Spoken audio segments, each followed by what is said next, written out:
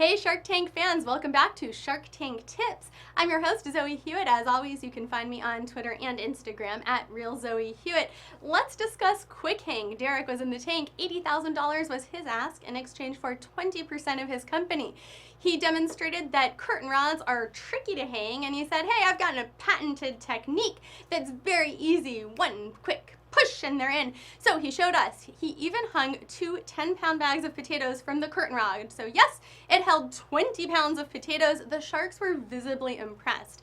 He did pass out some of the brackets. He said, be careful, they're sharp. But other than that, we never really got a good idea about how on earth are these curtain brackets going in, number one, so easily, and number two, so straight. That is something that I was really wondering about. But what was very interesting to me here, and the big tank takeaway, which is really a bit of a tongue twister to keep up with the T's, is that, so this company had actually been founded by Derek's dad. His dad did pass away recently, and Derek took over the mantle. Now, when the sharks asked him about how passionate he was about the product, he sort of hemmed and hawed in terms of saying it's really because of his dad. It's his connection to his dad. That's why he wants to do this. His dad, his dad, his dad. Whereas he never said how passionate he was about the product. It's not that this was his big dream to work and be an entrepreneur or to have Kwik-Hang or to hang curtain rods. It's that it was his connection and his mom's connection to his dad. And I think that's what the sharks didn't like. So that's the big tank tip here, is that if you have a product, you've got to be passionate about it. And this is something that can go in so many different directions. Last week we talked about Soul Mender, and there was a 17-year-old boy who said, hey, I won't go to college, I'll work on this product. That's how passionate he was. And the shark said, put on the brakes, go to school. So almost on the flip side here, we have Derek who says, I'll quit my job. He's a military vet, and he's also a police officer now. And he says, hey, I'll quit my job. I'll do this full time. And the shark said, I don't know, you're not passionate about it. So you get that push and pull. It does seem to be, like we've said before on this show, you've got to hit that sweet spot. There is no one size fits all, automatically quit your job, automatically don't.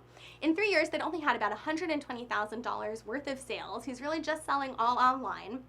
The cost for the curtain rods at retail range between about $11 to $18, and that's if you're buying a single or a double. Now, what surprised me here is that no one jumped on this as a licensing deal. There was some reference from the sharks about, hey, it's a licensing deal, but then they pretty much all said, you know what, Derek, you're too early in this process, or I'm not passionate about curtain rods, so they all turned him down. He did not get a deal. But to me, it seems like such a great licensing product, and even if he weren't super passionate about it, that it would be easy money for the sharks. I just think of all the times I've walked through Home Depot and Lowe's, and there are aisles with curtain rods. So if there's an easy way to hang curtains, it seems like that would be so simple. And then of course you can partner with companies that make curtain rods, and I have no idea what those brands are, but it seems like they would love this patented technology, because the sharks also always talk about how they love patents. So I think the big thing here that did Derek in, oh my goodness, more of those similar letter sounds, the big thing here that did him in is that this isn't a project he's passionate about. He's passionate about his dad for sure, and Robert really took to that. Robert told a great story about his dad, and that's something actually that we've been seeing a lot more of from the sharks, a lot more of these personal stories. I feel like a producer said to them, hey, bring in your personalities, bring in your life.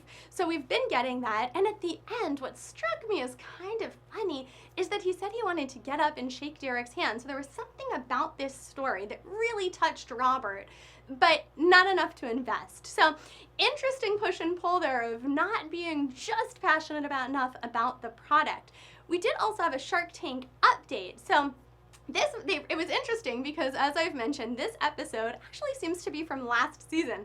They refer to this update as earlier in the season, from season 8, which of course was last season, but this was Safe Grabs, and if you remember, this is a really cool product that's basically silicone, and you can put it on top of your products in the microwave or use it underneath of them to help pick up hot products. In just one day that Lori had him, the very next day on QVC, she sold $300,000 of them in just 10 minutes, which is unbelievable. So Cindy Lee, who is the product's founder, said that they have made $2.4 million. And if you imagine that this is from last season and just later in the season, the update, that is a huge amount in a short period of time. So back to back, we've got Derek with Kwik-Hang, who did not get a deal, and then we've got the update with someone who is making a fortune now and was able to move out of her parents' house. So let me know, what did you think about Kwik-Hang, and have you bought Safe Grabs yet? Let me know on Twitter and Instagram. You can tweet me at RealZoeHewitt, and until next time on Shark Tank Tips, bye-bye.